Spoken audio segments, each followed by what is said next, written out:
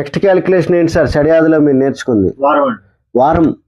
So ఏ వారం మంచిది, ఏ వారం చెడ్డది?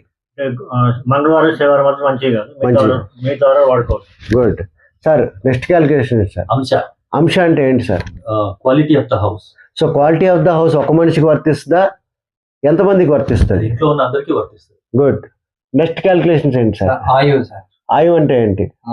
How long the energy stored in that. అంటే ఎంత కాలము ఆ ఎనర్జీ ఎన్ని సంవత్సరాలు అదే వేవ్ లెంత్ తో ఉంటుంది అనేది ఇంపార్టెంట్. నెక్స్ట్ ఏంటి సార్ ఫైనల్ గా? Ayush. Okay okay. So overall గా మనం ఇల్లు కట్టుకోవడానికి ఈ 6 క్యాలిక్యులేషన్స్ సరిపోతుందని శాస్త్రం చెప్పినప్పటికీ ఆయం యోగం అనేది మనం చెప్పుకున్నాము. యోగం అనేది చార్ట్ బేస్డ్, అది నేను తర్వాత చెప్తాను. సో మీరు ఓవరాల్గా అన్నీ నేర్చుకో.